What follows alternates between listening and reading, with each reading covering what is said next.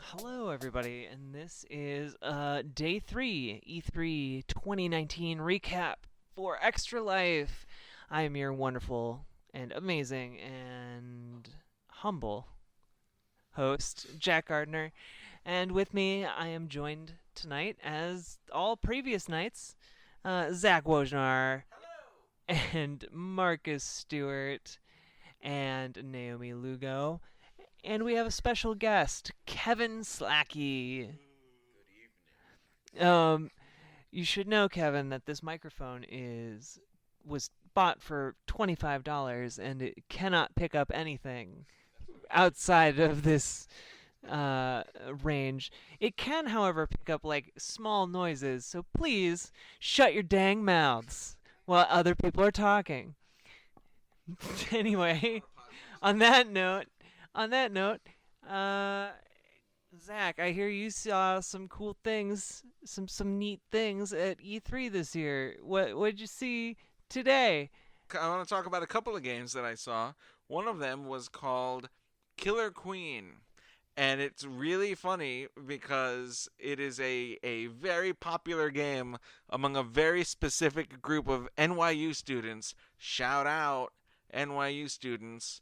This game was developed by an NYU professor, and my little sister went to NYU, and when I asked her if she had heard about the game after I saw it, she forwarded that message to a group, and the messages she showed me were hilarious. They were capital LOL and capital stop, and it was very funny because the game is ubiquitous in a very specific group at NYU, and for good reason. It's a ton of fun.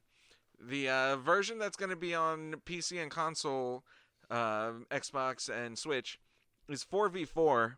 Although the two arcade cabinets of it that exist in the world in New York are 5v5.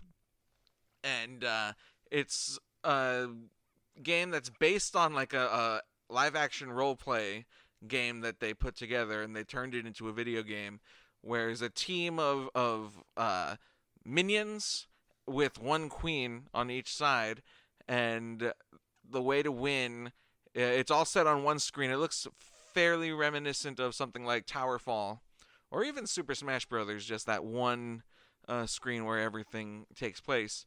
And you have to either get a bunch of berries and bring them back to your base, and the animation of returning the berry to the base is super cute. They're like little cats that are very well animated. They crawl in little holes, and then they get stuck because they got little pouches, little love handles. And then they squeeze themselves into the little holes, and it's super cute.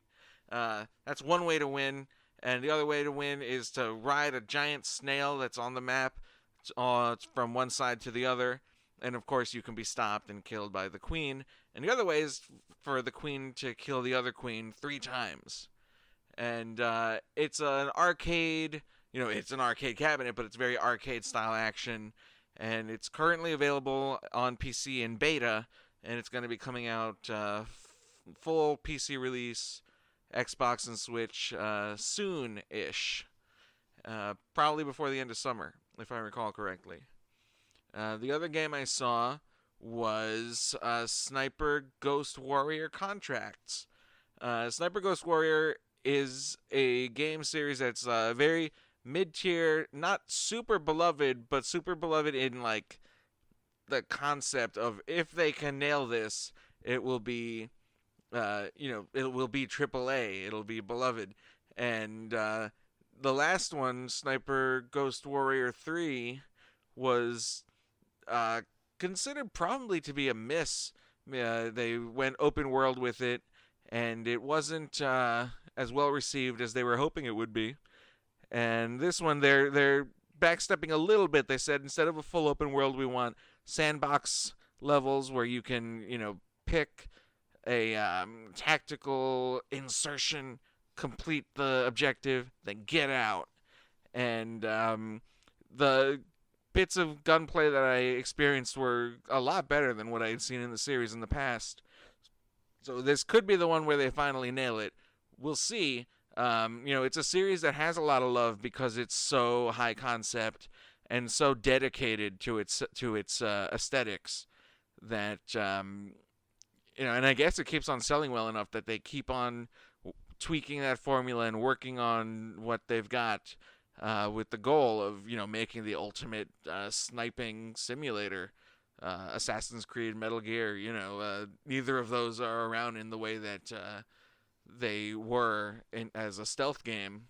So this is something that if it turns out the way we hope it does, could really scratch that itch for a lot of people. I got to play that hands on and had a good time. Wasn't able to complete the mission because I died like 6 times in 15 minutes, but that was on me. Uh, I had a good time. I had a good time with it. That was on me. That was on me. Um, and I know that I had you slated to go see Cyberpunk today, and again, I'm really sorry that you got booted off of that. Like literally, even for press, there was a line out into the hallway from a private meeting room to see Cyberpunk 2077. So it was a little uh, probably overbooked. Anyway, Marcus, I had you cover an appointment for me today, so I know that you saw at least one thing that's cool, and you're sticking your tongue out a disturbingly large amount. Yes, I saw that said appointment, Desperados 3 from THQ Nordic. Of course, the I guess technically it's the fourth game in a Desperados series, but video games.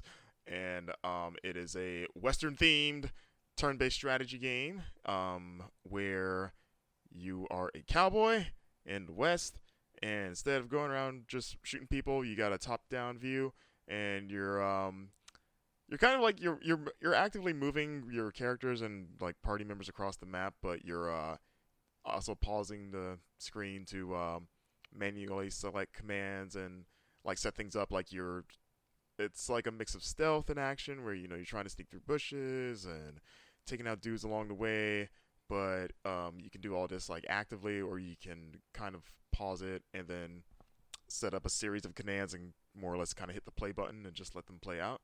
Depending on the situation, I played most of the demo as the guy was talking. Like it was more or less his impromptu like demo person, for lack of a better term, or maybe that's the official term of it now. And I had a lot of fun with it. I enjoy strategy games, and I'm a sucker for the Wild West. So I was like, all right, this is an unexpected marriage of those two things. And having not played any of the previous games, I was like, yeah, I would play more of this. And speaking of strategy games, I played Tiny Metal Fully Loaded, I believe it is subtitle, up in Indiecade. Pretty much it's Advance Wars. They really went out of their way to stress like, hey, do you like Advance Wars? You should play this and not wait for Nintendo to make one. Like verbatim, that's what their kind of pitch was. It was fun. I've never played Advance Wars, even though I own two of them, but I would love like other turn-based strategy games, and I had fun with this. It's on a grid. You're popping out soldiers from a factory and like tanks and artillery, and you're just making your way through a map that gradually reveals itself the further you go on, so you can't see where enemies are placed until you get kind of close enough for the fog to clear, so to speak. And you're capturing buildings and trying to hold them all into long enough to kind of gain even more ground, and your enemies are trying to do the same, and you can capture each other's buildings. It's got a kind of a simple like 3D look, but it's serviceable. It does what it needs to do, and I got super into it by the end. The only reason I would have stopped was because I had another appointment to go to, but I thought it was cool. I'm curious to go home and fire up one of the Advance Wars games I have, just for a direct comparison. But yeah, Tiny Metal seems cool, and that's I think it's only coming to PC and Switch. Actually, I think at the end of the month, so it's actually very, very soon. And God, I played a lot of stuff today. Yeah, you did. Yeah, I was everywhere today. let's see. I talked about Borderlands 3 in our live stream, so you should go watch that. But briefly, it's definitely more Borderlands, which for better or worse, if that's what you want, seems like what you're getting. Um, I played a game called Infinite Children, and I'm still not entirely sure how to describe it, honestly, and it's got a lot of weird stuff around it. But basically, it's this really experimental game where the idea of the game is that you're trying to extend, at least narratively, you're trying to extend the life of this child who starts off with maybe like a very short amount of time to live, and then with each playthrough, you add more and more years to this child's lifespan. In terms of like mechanically, the game, and this doesn't apply now, but when the game first hit Steam, it was only a few minutes long, like maybe 5 to 7 minutes, and it has this mechanic where every time you earn an achievement, and by you I mean like not just you, but every player earns an achievement in this game, it adds more time to the overall length of the game. So now it might become a 10-minute long game or a 15-minute long game, and so on. And it's like it because it gets longer. You see more of the game. So when it started out, the developers telling me like it was just this incredibly fast paced, just like this rapid fire series of just weird images. And by imagery, it's like there's like pterodactyls wearing like robes and talking and singing, and then there's like planets and space and like words flying across the street that don't make sense. It's weird. I don't. It's just the weird like it like spit up assets basically, but it's definitely not boring. And but by the time they said like once more time was added to the game, because the demo at this point I think was about 35 minutes, it starts to slow down a bit, and you can kind of like at least digest what you're seeing. But when I played, apparently they were like, I think the game, and I might be wrong, but I'm pretty sure that the game was in more or less early access, like paid early access at this point. But once the game was unlocked to its full state, it would be like the full game. And apparently it was only a few achievements away from being long enough to be considered the full game. And I was the person that unlocked it during my playthrough. Like I earned those extra achievements, and it was this huge deal where the developers took a picture and tweeted out a thing. If you follow me on Twitter at Marcus Stewart 7, that's the number 7. You can see this monumental achievement in human history that I am responsible for. It was a weird deal. It was definitely a really random way to cap off what feels like a very weird and random game. It's like this all just happened. So yeah, there was that. But yeah, that was my E3. I launched a game.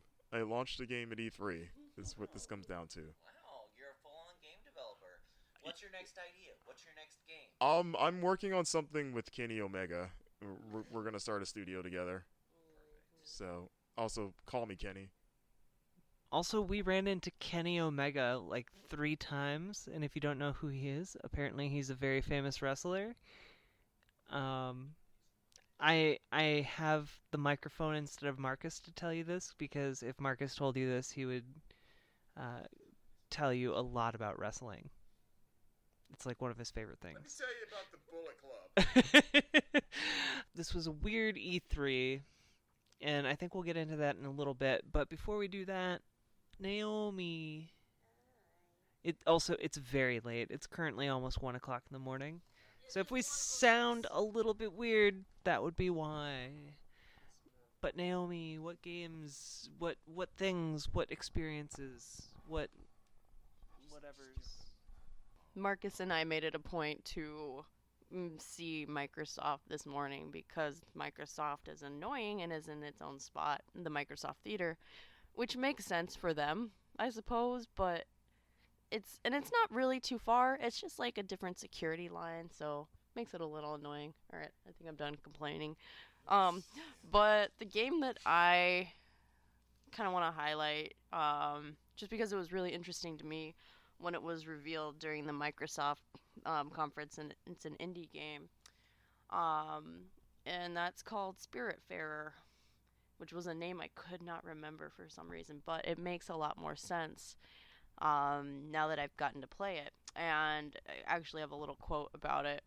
It's a cozy management game about dying, which obviously sounds pretty dark, but the art style to it is like really whimsical, and your main world is this houseboat with um various different, like, as shacks, but they're a little bit nicer than that are inhabited by different, like, animal creatures.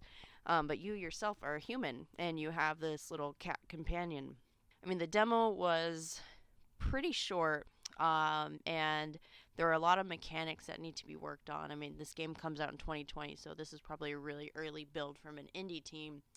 But I could see the potential there.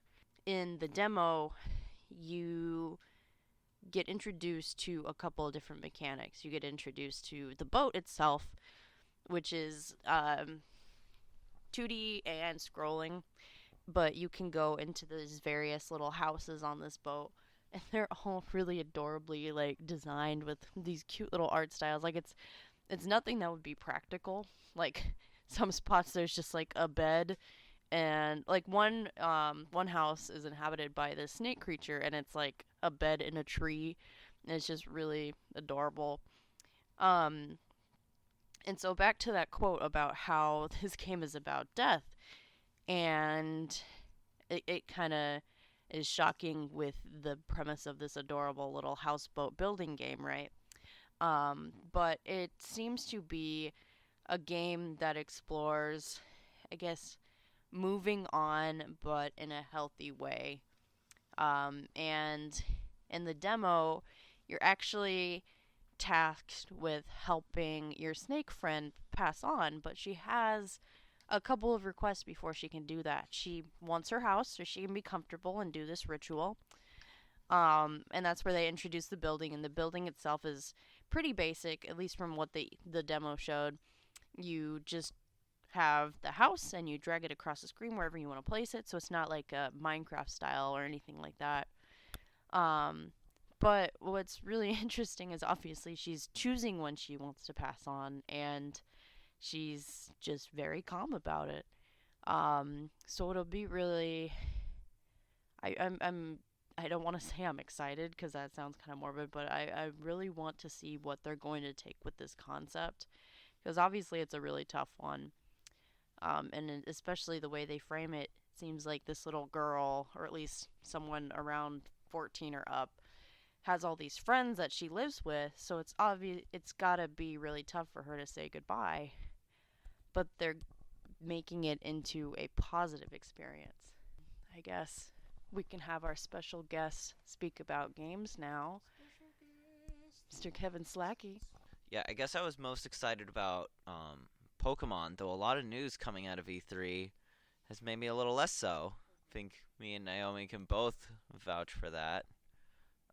Everyone saw the thing with the less Pokemon being in it, but I also read that there aren't going to be any Mega Evolutions, which also makes me sad. How do you feel about that, Naomi?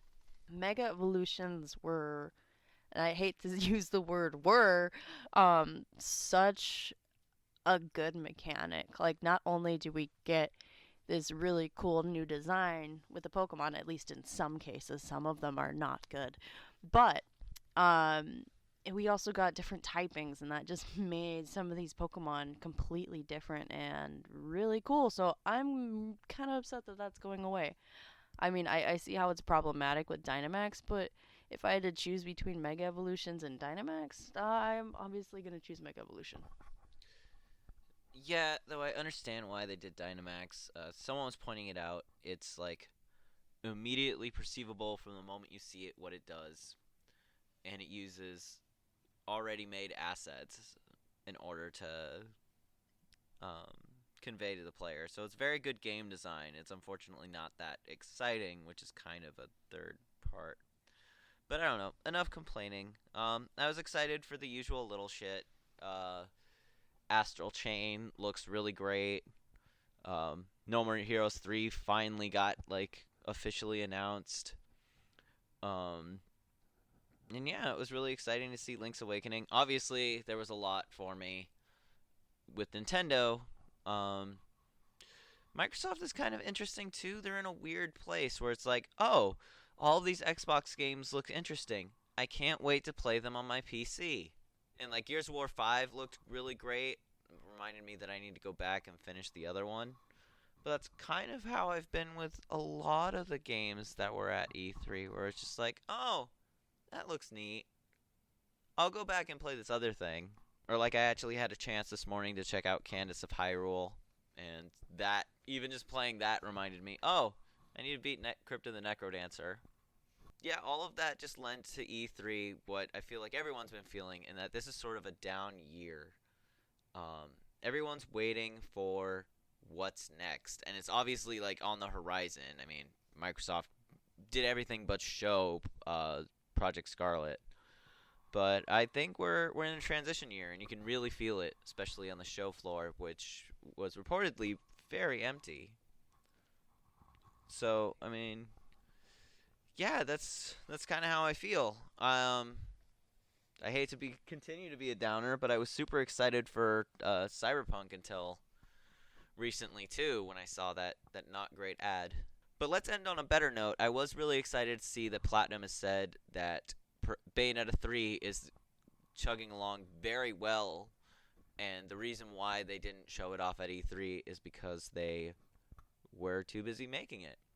So that was nice, and it was nice to see that Animal Crossing was getting delayed, not because I don't want to play it sooner, but because in this time of crunch, Nintendo truly does care about their employees. So that makes me sound a bit of a fanboy, but I am really excited to see what else Microsoft brings, because I think that the next generation is theirs to take. Also, who are you again? Oh, Kevin Slackie? Yep. Uh, we know who you are. Like, what do you do again?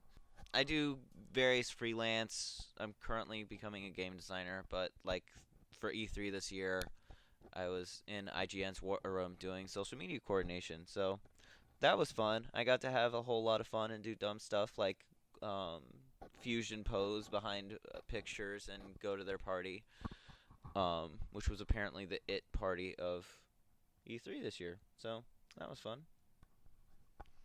And we weren't invited. The end of podcast. Yeah. Good luck next year. No, yeah, E3 was pretty interesting this year. I saw a game called Stronghold 2, and I adore RTS and city builder games, and this kind of combines both of them, building off of the classics from the early 2000s. It's really great, and this time it's set in Asia, and you get to play through a campaign with 4 different famous figures from throughout history. I believe ranging from like 250 BC to 1200 AD, so it covers quite a range of time. It differentiates itself with the use of gunpowder, whereas previous installments in the series did not have that element in it, because Asia had gunpowder much sooner than anywhere else. But probably the most important part of the day was seeing Cyberpunk 2077.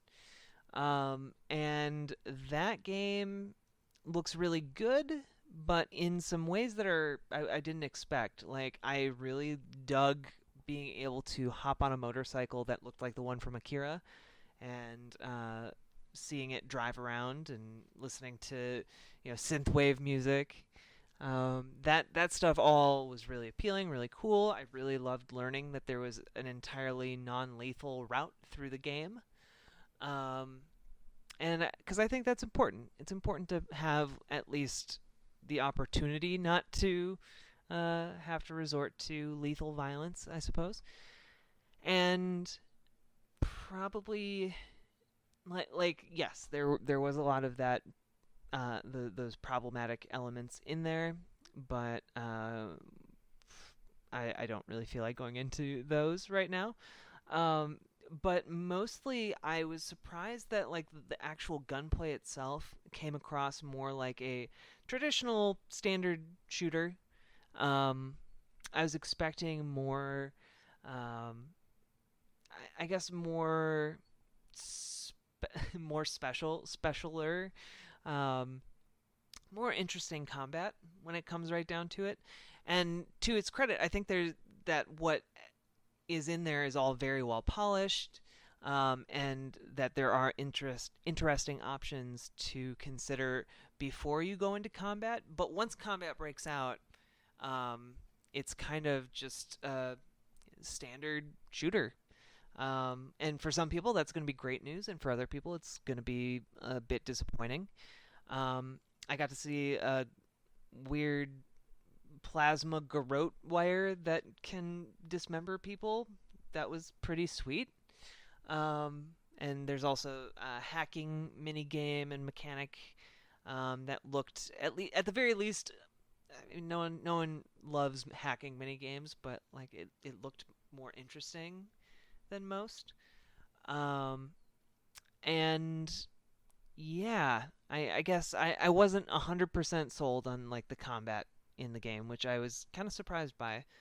But definitely the overall tone, especially when it's getting things right, is pretty rad. So overall, I'd say I'm still very much interested in the game. I'm just kind of I'm still not 100. I'm not at 100% yet for Cyberpunk 2077. Um, all of that being said, uh, this year's E3 was weird. I know that's kind of come up a couple of times, but um, it's just a little bit more empty. It's a transition year, so a lot of the game announcements are a little off. Um, and yeah, the departure of PlayStation was a huge blow, I think, to the show. Um, I don't know what are do we have some general thoughts here on? Yeah, Activision didn't have a booth on the floor as well. Um, this is a big deal in a different way, but like even IGN not doing their usual like grand booth was like telling in terms of like, maybe this doesn't matter quite as much as it used to, you know. Yeah, it was weird wandering that show floor, especially the West Hall, which is where the big three uh, hardware makers used to all just hang out. And now it's just Nintendo, and that everything to the left of Nintendo almost seemed like a desperate like, please fill this with something. In terms of just like it was GameSpot, and then a bunch of random just whatever we could fit in here. Like, you want this Unreal Garden thing? Sure, I don't know. Did anyone do that, by the way? You did? What was that? I mean, it was kind of interesting. It was just like a tech demo of like an art installation that was a garden. Was it tied to Epic at all? That was one I thought. I was No. curious, like, is it Unreal or? No. Um, it was its own. So basically, you put on your headset, right? And the screen in front of you is projecting the garden itself onto the world, and that's how it was more like mixed reality than just straight VR. Yeah, like Indiecade. Like the West Hall was pretty much Nintendo, Sega, Indiecade, and then random stuff like GameSpot, and then I don't know, esports over there. Hey, we got a store here. I think Exceed was there too, but it was pretty like it's the most kind of like empty or scan I've ever seen at all. Like dude, like we were joking around saying like, oh, you can walk in the entrance and see the back of the room, like the walls. So it's certain angles. At least the South Hall was perpetually more hopping 'cause that's where a lot of the third party publishers hang out. So like How are the wait times now that two of the biggest shows on the floor were just missing? I mean the wait times, especially since they let the public in, have always been pretty long. But I feel like this year, with there being less, it made what was there longer because there's less options to go to. You know what I mean? Like there's no other destination to kind of break up those lines. So it's like Nintendo's wait times, from what I understand, were like 4 to 5 hours for like Pokemon, Link's Awakening, and Luigi's Mansion was still blows my mind that people waited 5 hours to play Luigi's Mansion. And that's no knock against Luigi's Mansion, great game, but that's not the kind of game you would expect to be like, I'm going to wait pretty much my whole day doing this. And I heard the same for like Borderlands over in the South Hall had a long wait. Final Fantasy, of course, but at least they did theirs kind of smart, where you got a ticket and then you came back at the designated time. That Cyberpunk showing had a long line. It was a lot of lines, or at least a lot of long waits. The South Hall was, more entertaining because you had like, as soon as you walked in, you walked right into that Final Fantasy booth, because it was like that in Borderlands just front and center, and then Cyberpunk right behind it, and then like Avengers was next to there. Ubisoft was there with their stuff like Ghost Recon and I think actually mostly Ghost Recon. And Watch Dogs was there, but it wasn't playable. I think it had like a behind closed doors kind of thing, but nothing for the public. And then Bethesda was in the back with Bandai Namco. I mean, Bethesda, you could play Doom and Wolfenstein, which is cool. And then Bandai Namco had a whole booth dedicated to that Dragon Ball Z Kakarot thing. Capcom pretty much was almost entirely the Monster Hunter expansion, like the Iceborne. Yeah, like that. It's become their like most profitable series, so it makes sense that their entire booth was just for it. Yeah, like it was just that giant dragon that you could take a picture with, and then that's about it. It was like that and the merch. That was pretty much Capcom's E3. So yeah, like it was like I want to say there wasn't anything to do, but compared to previous years, it was just this. It was a lot easier to get around in terms of people. Like there were still some pockets where it was crowded. Mainly, like the most crowded it was consistently was like Nintendo's lines, and then like Final Fantasy VII and Borderlands. But if you weren't, once you got around those, it was like the easiest I've ever kind of had to get around. Even after there were times where I didn't notice the public was in because I was waiting for that avalanche because the press get in first, and you're like, oh, here comes everyone else, and you're like, oh, this isn't so bad actually. Okay, never mind. So, yeah. Yeah, I remember only having to wait like maybe an hour and a half for Spider-Man last year. That was Spider-Man. That was like one of the biggest games there. But yeah, no, it sounds like exactly how I kind of theorized it would be, and just lots of people being a little less entertained.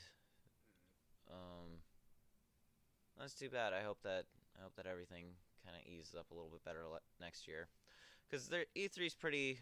There's some problematic stuff with E3, but overall, it's a great feeling to be there, and so I kind of hope that the ESA maybe does a better job,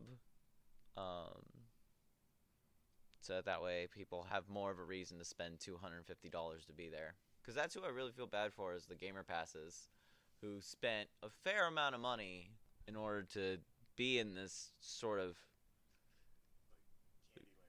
candy. Yeah, they wanted to be in this candy land, and they got there, and it was just sparse. It's kind of like going to the Super Bowl, then half the team not showing up. So hopefully it could be a little bit better next year.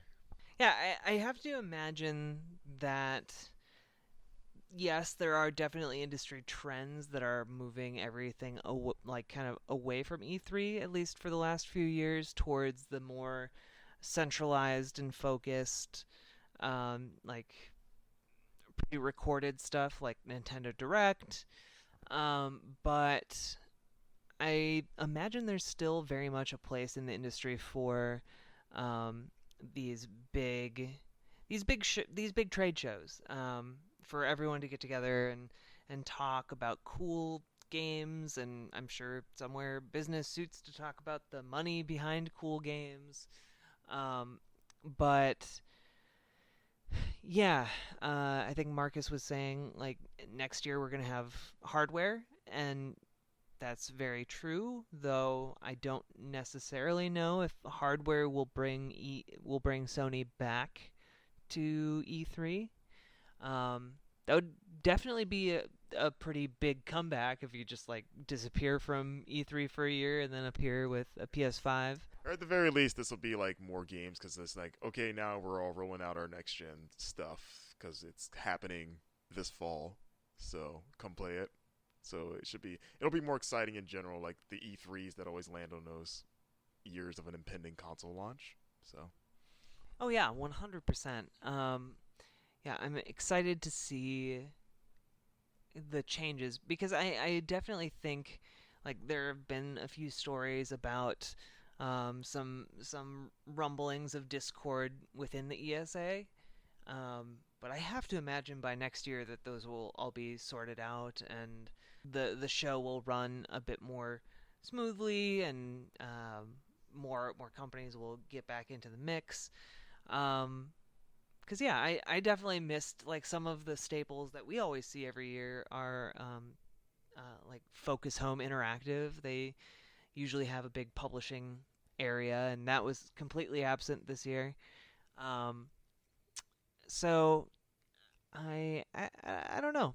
It was a weird mix of, and I think part of it is because Nintendo is on it kind of off doing its own thing, and so that kind of kept up a lot of interest and excitement for this year's E3, but it's not quite the same as having all three of the major companies, firing on all cylinders during an on year, a hardware year. Um, but yeah, if anyone else has any thoughts, I think a thing that we're kind of overlooking is that this is the first, maybe not the first ever, but it feels like a big E3 in that nearly every game that was revealed, announced, shown off has a release date. And, those release dates may or may not change. But, in some ways it is because we've got next gen systems on the horizon. And, these games need to have release dates before then to kind of justify the potentially double dipping if and when a next gen version is made, whether or not that's even a thing that they're considering. But I don't know. I wasn't. This is my second E3, but I was not nearly as down on it as the room seems to be. But there were some things that were kind of ridiculous, like the Unreal Garden. Like I don't know what that was. That was like a bit or something. It was performance art. It's like a Zen garden where Sony used to be, which just felt super awkward. That sounds incredibly wasteful of space. It was Yeah, just an I excuse. was expecting for there to be something taking its place that was video game related, and not getting your picture taken in front of a blue screen or whatever was going on over there. And and maybe I was expecting booths to be bigger because of that. Even if they didn't add stuff, maybe everyone would have a little tiny bit more space or something. I have no idea, but I don't think they handled Sony's absence as well as they could have with that. I think that in that hall, the effect was felt a lot more than in the other hall, which was basically unchanged from last year in terms of my excitement. Uh, you know, when you've got Avengers and Final Fantasy right next to each other, that's and everything else that was in that hall, it's kind of a statement of it's E3. That and Final Fantasy VII being playable, such a huge deal. It's real and it's coming. Not super soon, but sooner than I think many of us were reasonably expecting. So there's definitely I can definitely sympathize with wanting more from this year's E3, but for me personally, I was actually pretty satisfied. yeah. To clarify, I was still excited to be there. I I was still having a blast seeing everything that was there and being let in behind the scenes. But um, there was just a noticeable absence in people. So it's any criticism of that is more just like trying to pin down that weird, slightly emptier feeling that I think a lot of people got this year if they've been going to E3 for a while. And I think on that note, E3 2019 was pretty dang great. It definitely had issues, but I think we all had a really great time. We all saw a lot of really cool stuff, and overall, pretty satisfied, like Zach said. You know what else would help you feel satisfied? If you signed up for Extra Life. So head on over to extra-life.org and you can learn how you can help kids, sick kids, injured kids in hospitals all across the United States and Canada by playing games. So you can learn more over on extra-life.org, and you can find more stuff like previous daily recaps over on community.extra-life.org, along with a bunch of E3 related content. Ooh, content. We've been laboring in the content mines just for you. Kevin, where can people find you and your work? Right now, you can mostly just find me at Slackie. That's K, the word Slack, IE. I'm mostly just gonna start posting game design stuff because everything that I'm doing for IGN is kind of under embargo until it goes up. So like I might be helping them with some events in the future. But yeah, you can find me there. You can see all of my fun game design teachers. One of them worked at a Sega during the Sega CD era as a sound director. So I keep pulling out new stuff from him, and hopefully we'll get him on Twitter soon. But yeah, where can we find you, Marcus? Hey, you can find me on Twitter as well at MarcusStewart7. That is the number 7, as well as my YouTube channel, Marcus Makes Media. It's the same name for SoundCloud, Marcus Makes Media, to listen to my podcast, my silly podcast. And you can find it on iTunes at Marcus Writes About Games. And on the Dungeons & Dragons podcast that I will leave Jack to plug. It's called Dragon Guard. It's part of the Best Games period. Which, if you're listening to this, you already are connected to the channels that airs on. Marcus is also on We Wanted Adventurers, which is a different podcast that I also make. Zach, where can people find you? You can find me at my name, Zach Wojner, ZAKWOJNAR, on the Twitter. You can find me on other social medias by searching my name in Bing. And you can find my work at ScreenRant.com. Naomi, where can people find you? Hi. So you can also find me on Twitter at Naomi N. Lugo. I also have a website, again, naominlugo.com. There you can find my work as a freelance writer in marketing, editing, and content creation. And with that, we bring E3 2019 to a close. Thank you all for bearing with us and listening to us talk and be weird and junk. We'll see you on the flippity dippity.